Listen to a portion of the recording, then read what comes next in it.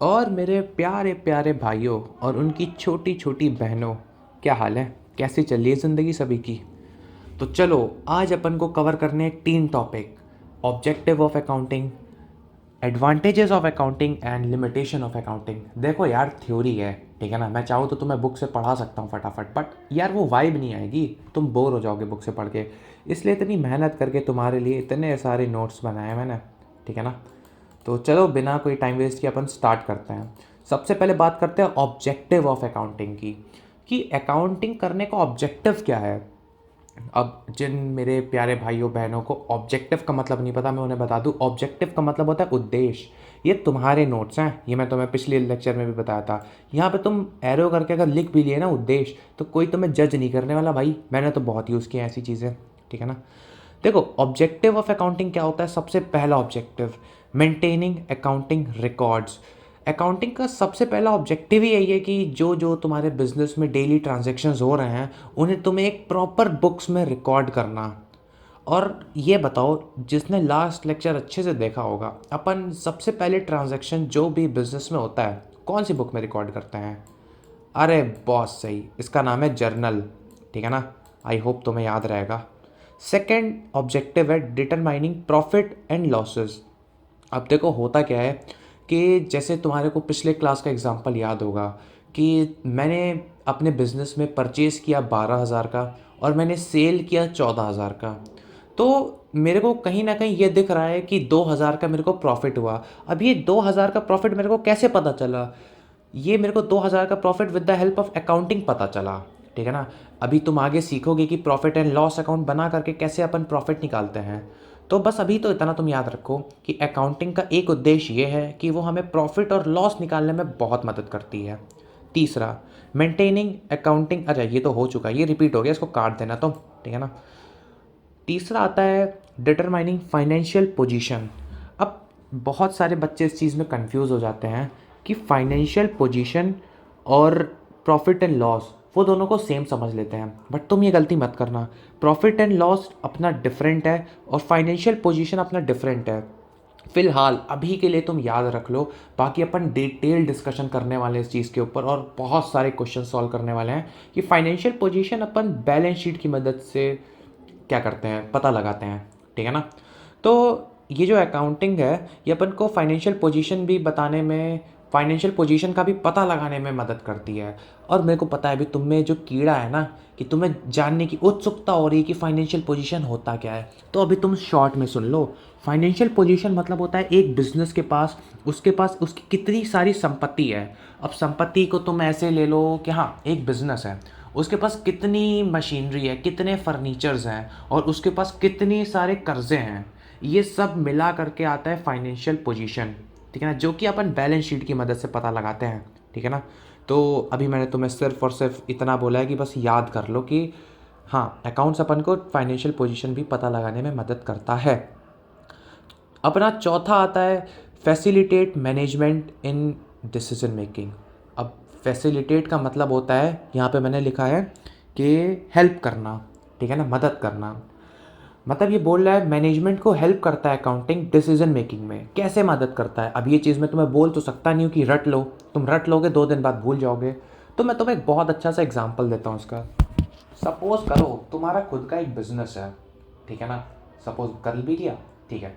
अब तुम 4-5 जने बैठ करके एक डिसीजन ले रहे हो कि क्या मेरे को अपने बिजनेस में ये इन्वेस्टमेंट करना चाहिए कि नहीं करना चाहिए।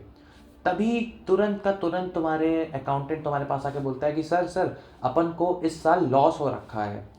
अब तुमने जैसे ही ये बात सुनी कि ओ, मेरे को तो लॉस हो रहा है, तो तुम तुरंत उस बिजनेस में फिर इन्वेस्टमेंट करने की नहीं सोचोगे।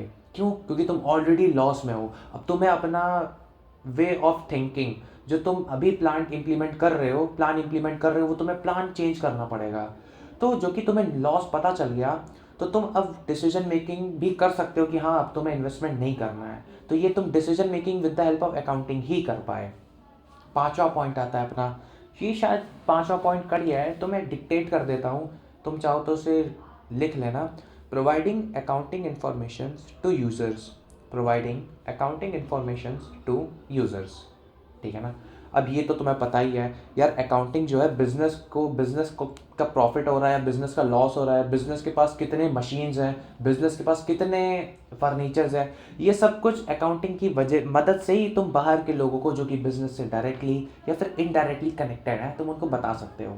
यार देखो, थ्योरी है, इसे मैं तुम्हें समझा सकता हूँ, पॉइंट्स मैं तुम्हें बता दिए हैं। अब इसके अंदर क्या लिखना है ये तो तुम्हारी खुद से जिम्मेदारी बनती है, एग्जाम में अगर ये क्वेश्चन आ गया तो। वैसे मेरे हिसाब से इस एग्ज़ाम में अगर इससे क्वेश्चन आया तो मेरे हिसाब से ये 3 से 4 मार्क्स का तुम एक्सपेक्ट कर सकते हो एग्ज़ाम में। ओके, समझ में आया। चलते अपने नेक्स्ट टॉपिक की तरफ। अब तुम्हारा काम है वीडियो पॉज करो और तुरंत इसको लिख लो, ठीक है ना। मैं एज्यूम करता हूँ कि तुमने लिख लिया है, तो मैं चलता हूँ अपने नेक्स्ट टॉपिक की तरफ, जो कि है एडवांटेजेस ऑफ अकाउंटिंग। अकाउंटिंग करने से हमें क्या क्या फ़ायदे होते हैं या फिर अकाउंटिंग हमें क्या क्या बेनिफिट्स देती है। तो आ जाओ बारी बारी से करते हैं। सबसे पहले तो मैं तुम्हें एक चीज़ बता दूं, इसके कुछ कुछ पॉइंट तुम ऊपर से चोरी करके लिख सकते हो। कैसे कि देखो, assistance to management in decision making. Assistance यानी फैसिलिटेट ही मतलब होता है उसका भी, ठीक है ना। मतलब कि चलो फिर से मैं बता देता हूँ कि मैनेजमेंट को अकाउंटिंग मदद करती है डिसीजन लेने में। बड़े बड़े डिसीजंस अकाउंटिंग की मदद से अपन ले सकते हैं बिजनेस के अंदर। Point number 2, determining profit and losses of the business. ये भी मैं ऊपर कवर कर चुका हूँ। Determining financial position of the business, ये भी कवर हो चुका है। अब जो नया पॉइंट आ रहा है वो है तुम्हारे लिए ये पॉइंट नंबर 4, रिप्लेसेस मेमोरी। यार ऑब्वियस सी बात है, अब तुम्हारे एक दिन में इतनी सारी चीज़ें हो रही हैं, तुमको अब याद करने की उन सबको ज़रूरत नहीं है। तुम्हारे पास एक प्रॉपर सा सिस्टम है जिसको अपन कहते हैं अकाउंटिंग सिस्टम। उसकी वजह से तुम चीज़ों को रिकॉर्ड कर सकते हो, ना कि तुम्हारे को अपना ब्रेन ड्रेन करने की ज़रूरत है जिसमें तुम्हें चीज़ों को याद रखना पड़ेगा। तो वही लिखा है यहाँ पे, accounting help in systematic records, जिसकी वजह से तुमको तुम्हारी मेमोरी ज़्यादा तुम्हें यूज़ करने की ज़रूरत नहीं पड़ेगी, ठीक है। अब चलते हैं पॉइंट नंबर ई की तरफ, एविडेंसेस इन कोर्ट। भाई अकाउंट्स जो है ना, अकाउंटिंग रिकॉर्ड्स जो है ना, ये तुम्हारी कोर्ट में एविडेंस के तौर पे भी बहुत बड़ा काम करते हैं। एग्जाम्पल लेते हैं, सपोज करो तुम्हारा एक बिजनेस है और तुम्हारे दोस्त का भी एक बिजनेस है। अब तुम्हारे बिजनेस में प्रॉफिट ज़्यादा आ गया तुम्हारे दोस्त के कंपैरिजन में। अब तुम्हारा दोस्त तुमसे जल गया, उसने कोर्ट में तुम्हारी तरफ केस कर दिया तुम्हारे ऊपर कि सर इसने ना फेक रिकॉर्ड्स दिखाए हैं जिसकी वजह से इसका प्रॉफिट ज़्यादा आ रहा है। अब तुम, जो कि तुम्हारे पास प्रॉपर अकाउंटिंग रिकॉर्ड्स हैं, तुमने प्रॉफिट एंड लॉस अकाउंट अच्छे से बनाया हुआ है, तो तुम कोर्ट में इसको प्रेजेंट करोगे और बोलोगे कि माय लॉर्ड ये देखिए मेरे एक्सपेंसेस इतने हैं, मेरी इनकम इतनी है, इसके बेसिस पे जो मेरा प्रॉफिट आया है वो आया है। तो ये एक एविडेंस भी प्रूफ होता है, एविडेंस के तौर पे भी इसको अपन शो कर सकते हैं। Point number F, facilitates loan. तुम्हारा बिजनेस है, अब तुम्हें बिजनेस के लिए लोन लेना है, तुम्हारे पास पैसों की कमी आ रही है, तो तुम कहाँ जाओगे? बैंक के पास।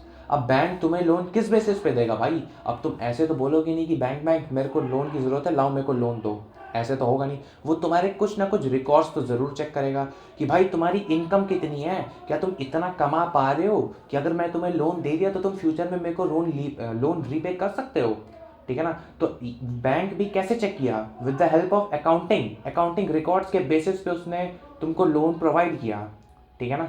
Point number G, facilitate settlement of taxes, ठीक है ना।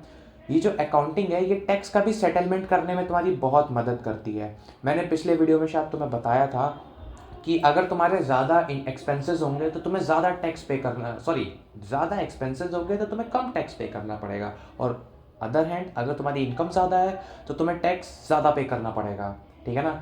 तो तुम्हारी इन तो अब भाई तुम ऐसे तो गवर्नमेंट को बोल नहीं सकते जा करके कि यार मेरी एक्सपेंसेस बहुत कम है, मैं टैक्स कम पे करूँगा। प्रूफ क्या है इसका? तो तुम्हें गवर्नमेंट को प्रूफ भी देना पड़ेगा। गवर्नमेंट तुम्हारे अकाउंटिंग रिकॉर्ड के बेसिस पे डिसाइड करेगी कि हाँ भाई इस बिजनेस से मेरे को टैक्स ज़्यादा लेना है या फिर टैक्स कम लेना है। समझ में आया? अब वीडियो को तुरंत पॉज करो और ये सब जो मैंने गोदागादी करी इसको मैं मिटा देता हूँ और जाके फटाफट से रिकॉर्ड करो मतलब नोट करो, ठीक है ना। अब अपन चलते हैं आज के अपने लास्ट टॉपिक की तरफ, लिमिटेशंस ऑफ अकाउंटिंग।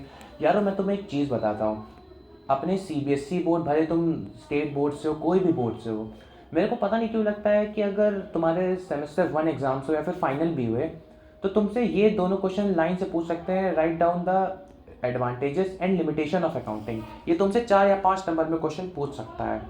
तो अब बात करते हैं लिमिटेशन क्या होती है। लिमिटेशन मतलब ड्रॉबैक्स, डिसएडवांटेजेस क्या होते हैं अकाउंट्स के, ठीक है ना, अकाउंटिंग करने के। सबसे पहला डिसएडवांटेज होता है कि accounting is not fully exact, ठीक है ना। और इसके आगे मैंने लिखा because in accounts we also make estimation, ठीक है ना। तो देखो, एग्जैक्ट का मतलब होता है सटीक, ठीक है ना। तो जो अकाउंटिंग होती है ये सटीक नहीं होती है। अब इसको एक एग्जांपल समझते हैं, फिर मैं इसको तुम्हें बहुत ही आसानी से अकाउंटिंग की लैंग्वेज में समझा दूंगा। अब सपोज करो तुम्हारा टेस्ट हुआ। अब मैं तुमसे पूछा भाई आज टेस्ट में कितने मार्क्स आ जाएंगे, तो तुम मेरे को बता रहे हो भैया भैया मैंने 50 नंबर का पेपर अटैम्प्ट किया, जिसमें से मैंने 10 नंबर पीछे से टीपे, है ना, 5 नंबर का तुक्का लगाया, ठीक है ना, और मेरे को 10 नंबर का आता था, मैंने थोड़ा थोड़ा कर लिया, ठीक है ना। अब मैं नंबर भूल गया मैंने क्या क्या बोला, बस तुम इनडायरेक्टली मेरे को बता रहे हो कि शायद मेरे ना 50 में 30 मार्क्स आ जाएंगे, ठीक है ना। चीटिंग वीटिंग करके मेरे 30 मार्क्स आ जाएंगे आराम से। ये तुमने एक एस्टिमेशन किया। अब जिस दिन तुम्हारा रिजल्ट आया मैं बोला हाँ भाई क्या 30 वाले क्या हुआ, अब तुम्हारा मुंह उतर गया।